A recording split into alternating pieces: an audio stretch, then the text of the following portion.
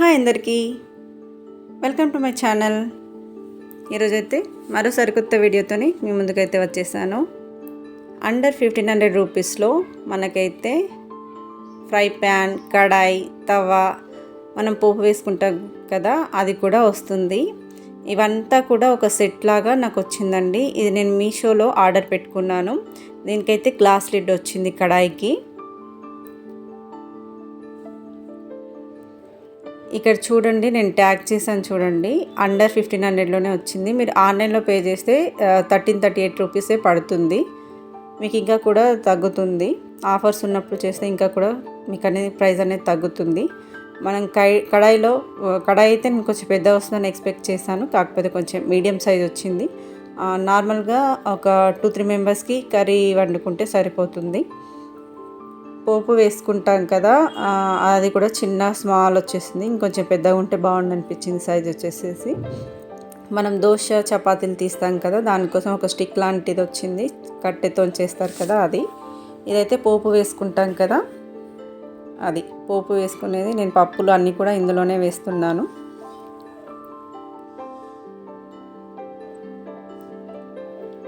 మీరు కూడా ఒకసారి మీషోలో అయితే ఆర్డర్ పెట్టుకొని చూడండి, చాలానే రీజనబుల్ ప్రైస్లోనే ఉన్నాయి. ఇందులో అయితే మనం పప్పు లాంటివి ఏమైనా కూడా వండుకోవచ్చు.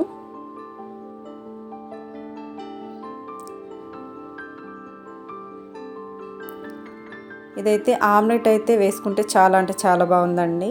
ఆమ్లెట్ నార్మల్గా మనం దోశ పెనం, చపాతీలు కాల్స్తాం, దానిపైన వేసుకుంటే అంతా స్ప్రెడ్ అవుతుంది. ఇందులో అయితే ఒకటే దగ్గర మంచిగా ఉంటుందండి. కిందికి కూడా చాలా స్టాండర్డ్గా మంచిగా ఉంది, స్ట్రాంగ్ ఉంది. ఈ దోశ ప్యాన్ కూడా సూపర్గా ఉందండి, దోశలు కూడా మంచిగా వస్తున్నాయి. ఇదంతా కూడా కోంబో అండి, మనకి నాన్ స్టిక్ కోంబో సెట్ అని సెర్చ్ చేస్తే వస్తుంది.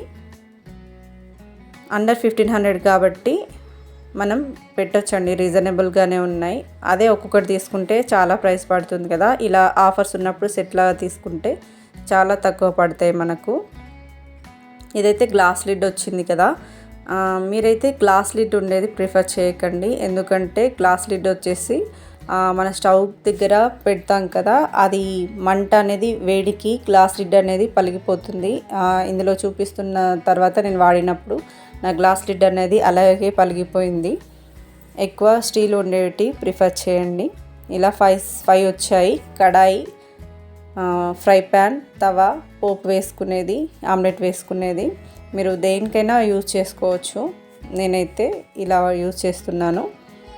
అండర్ 1500లో మన బడ్జెట్లో 5 సెట్ అనేది వచ్చింది.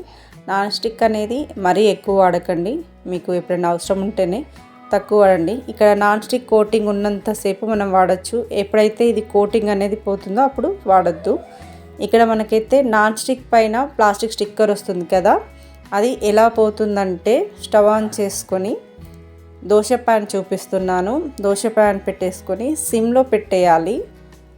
మనం డైరెక్ట్గా దేంతోనైనా తోమేయడం, వాటర్ పోయడం ఇలా చేస్తే అది నాని కొంచెం అనేది అతుక్కుంటూ ఉంటుందండి. అలా అతుక్కోకుండా నీట్గా ఎలా తీయాలంటే, కాస్త వేడి అయిన తర్వాత కొంచెం కొన ఇలా తీసేస్తే మొత్తం వచ్చేస్తుందండి నీట్గా.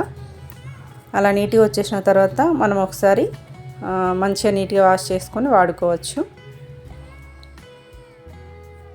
మధ్య మధ్యలో చెక్ చేస్తూ ఉన్నాను వచ్చిందా లేదా అని.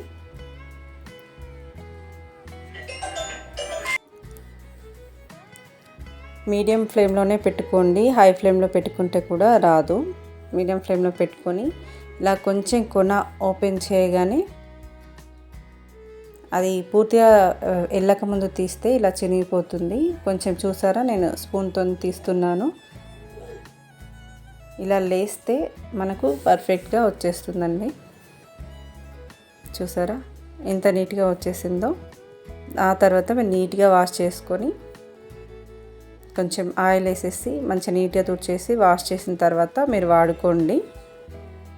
ఎలాంటి కొత్త ఐటమ్స్ అంటే ఇలాంటి కడాయి, తవా, దోశ ప్యాన్ ఇలాంటి ఏదైనా కూడా మంచిగా నీట్గా వాష్ చేసుకొని వాడుకోవాలి. ఇలాంటి మరెన్నో వీడియోస్ చేస్తానండి ముందు. కొత్తగా ఛానల్ స్టార్ట్ చేసిన వాళ్ళకి మీ సపోర్ట్ అనేది చాలా అవసరం. దానికోసం అయితే లైక్ చేయండి, మర్చిపోకుండా లైక్ చేయండి.